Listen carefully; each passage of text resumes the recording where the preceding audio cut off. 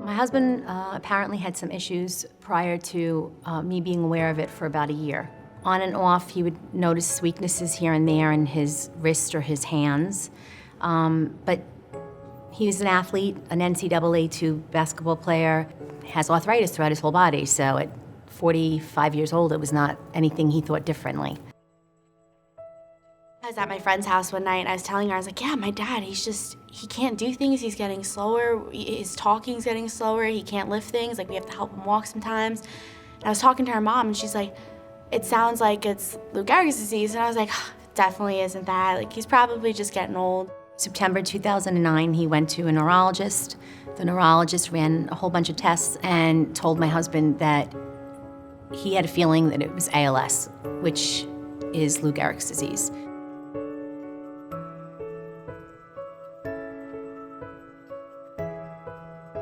His progression declined tremendously. I think it was June 10th, 2011. He was rushed to the hospital with a collapsed lung. He was put on life support, and he was given a feeding tube. And we spent the summer of 2011 at a Northwell health facility, and we call that our summer vacation, to which we got to know the nurses and doctors and the healthcare workers very, very well. Taught us how to laugh, taught us how to take care of him, spoke to my children as if they were nieces and nephews. Without those people up at Northwell, he would never be where he was today. The nurses and doctors and everyone at Northwell they just made it feel like it was normal in a sense. And they just made like the hospital, like my mom said, feel like home. And that was a big thing because I was there for almost that whole summer every day. You know, I wouldn't even hang out with my friends. I'd just go see my dad and stay with him, maybe watch a game or something.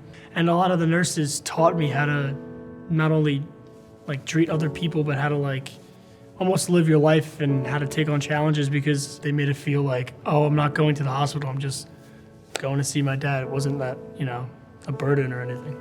Those moments of feeling like home at Northwell are the most important moments that I have, because it feels like the disease takes everything from you, it takes your freedom, and being there it built us back up.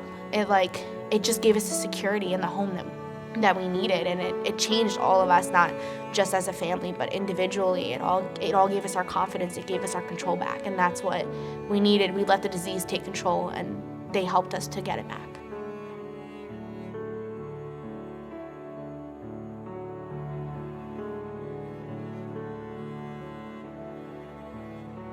To them, it's not a patient, it's their family member, it's a person.